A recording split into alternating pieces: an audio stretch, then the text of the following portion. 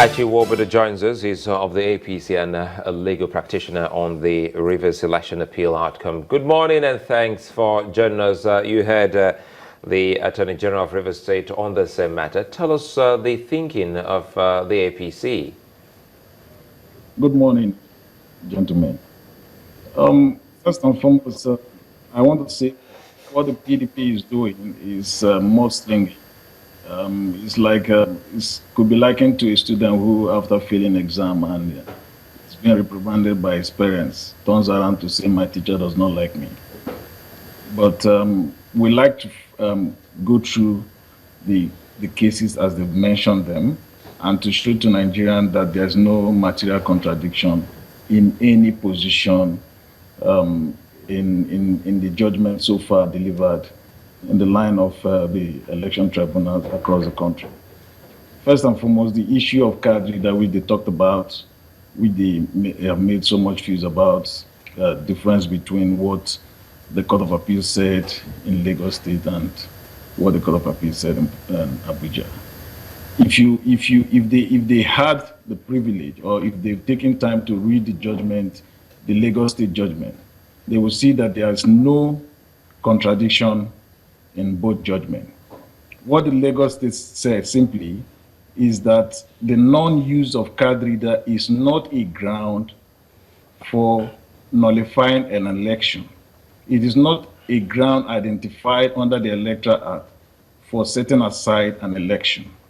The grounds for setting aside elections are contained in Section 138 of the Electoral Act. And it's one, it talks about qualification of the candidate. Two, when election is invalid for reason of corrupt practice or non-compliance with the Electoral Act.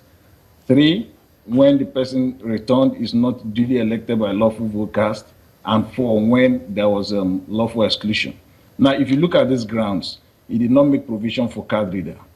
And in the Abaje's case, the lawyer, whether by inadvertence or mistake, made the card reader a ground for nullifying an election. And the court clearly said this is not a ground known to the Electoral Act for nullifying an election, which is different from that of Rivers State. In our own case, we said the election, we rely on two grounds. First was that the election was invalid by reason of corrupt practice and non-compliance with Electoral Act, and secondly, that Governor Nyesom Wike was not duly elected by lawful vote cast. Now, when you see, as a lawyer, he understands that when you state a grounds are just matter issues of law. Now, you need to back it up with the facts, which is the foundation upon which the law stands. And in providing the facts, that's where you provide the particulars of the grounds. And one of the particulars is that we alleged that the accreditation did not follow the prescribed guideline, which includes reliance on the voter register, which includes reliance on the card reader, and all of those.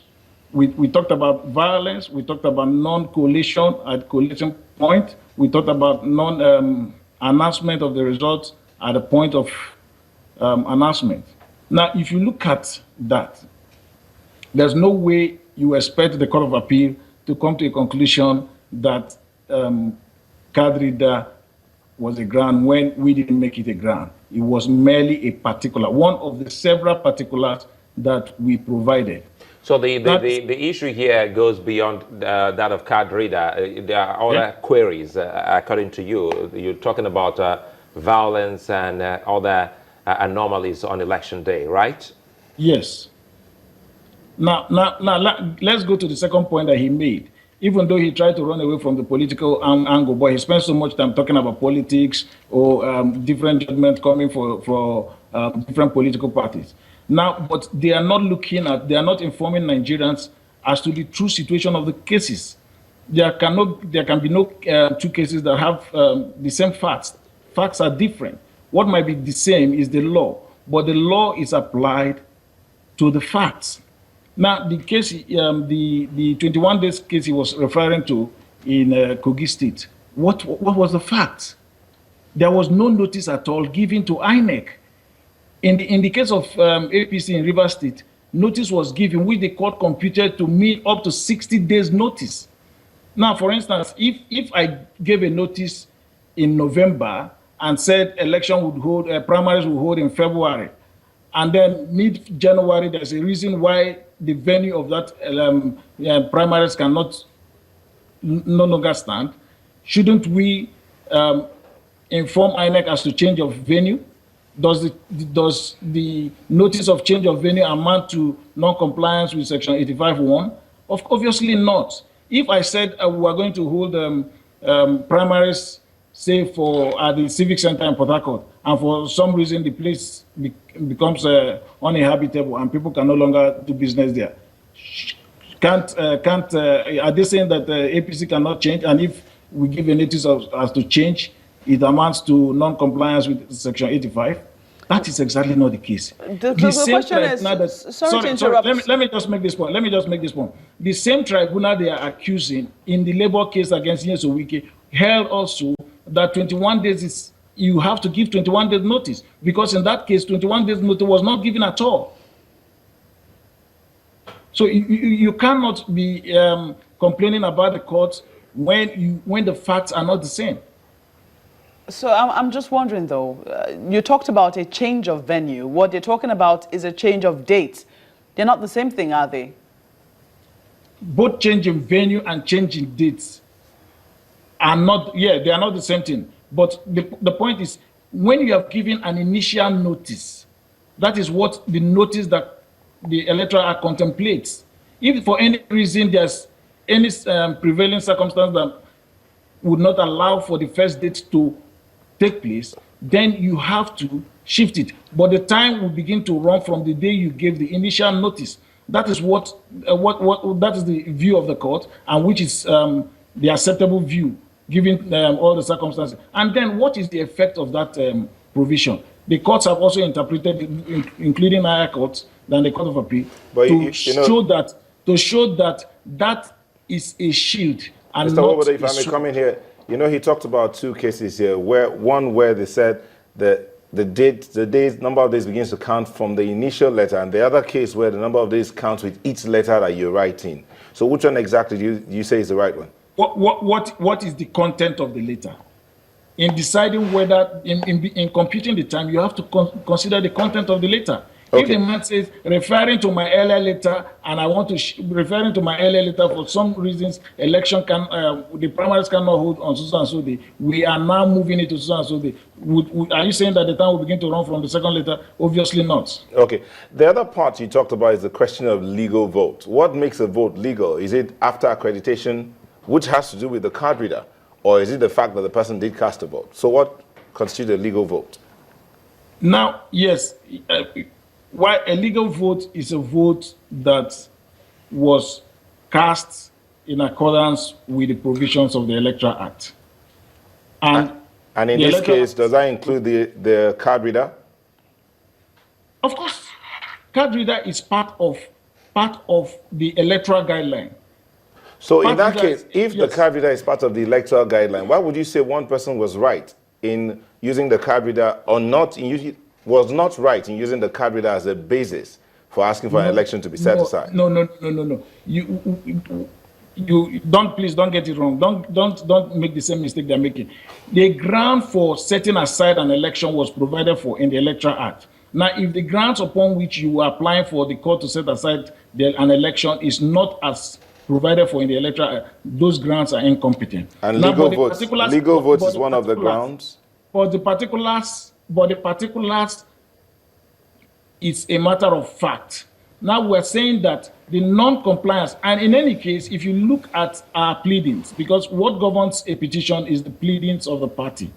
If you look at the APC pleadings, we did not just say that because card reader was not used. And people are misunderstanding the position and the usage of the card reader. The card reader is not devoid of the voter register.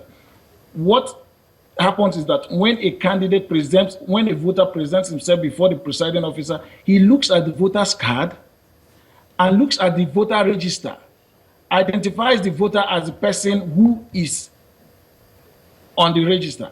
Now, what he does with the card reader is to give a further proof that this person is actually the same person that I've seen on the voter register, presenting himself before me. He puts the card on the he puts the card to the card reader to read the card to verify that somebody did not is not impersonating the other. So both of them work as complements. Card reader did not replace voter register. So, and in our own pleading, we pleaded. If you saw what we presented as evidence before the court, we showed that the entries on Form EC8A, which is the result sheet on accreditation, was different from the entry on the card reader, was different from the entry on the voter register. And at that point, when we have done that, the onus shifted to INEC to show why there was disparity in the entries on accreditation. But they didn't do that because maybe they were basking on the euphoria of the burden of proof being on the petitioner and election petition being very difficult to prove. Let me say and correct this impression. The APC did not, in the over 800 paragraphs of its affidavit, say that election did not hold in the ordinary sense of it. What APC said and pleaded is that no election known to law held in Rivers State. For there to be an election that is known to law, there must be accreditation in accordance with the law, there must be casting of votes, there must be sorting, there must be counting, announcement, and then it moves to another stage where there will be collation and up to the point of final declaration. If any part of this element is missing, you cannot say that an election known to law was held. It doesn't matter whether APC candidate cast their vote or not. For instance, the former governor of Rivers State cast his vote at his unit, Ward 8, Unit 14 in New Ikwere local government. But there was no result. INEC simply said, oh, the result was carted away. So, but let's close on this. Sorry to cut you there. Let's quickly close on this. In moving forward, this is going to the Supreme Court. How is the APC taking it? Well, they have a legal right to proceed to the Supreme Court. I don't think that the Supreme Court will find any difficulty in resolving any of these issues in the same manner that the lower courts, the two lower courts did, because the facts are there. What the PDP did was they didn't know how to respond to the matters, and so they didn't know when the burden actually passed on them. They were relying on the fact that evidential burden does not pass, but burden shifts based on pleadings. And once we were able to show that election did not hold in accordance with the law, the burden shifted on PDP and the INEC to show that election held. And don't forget, INEC issued three fundamental reports. One was from the supervising body, from the national. They were all unanimous that election did not hold. It was characterized with violence. In fact, the national body said the election was characterized with violence, arson, and deaths. Achi Wobodo of the APC, legal practitioner, many thanks for speaking with us from Abuja. We'll take a moment now. We'll return shortly on the program. Sunrise, stay with us.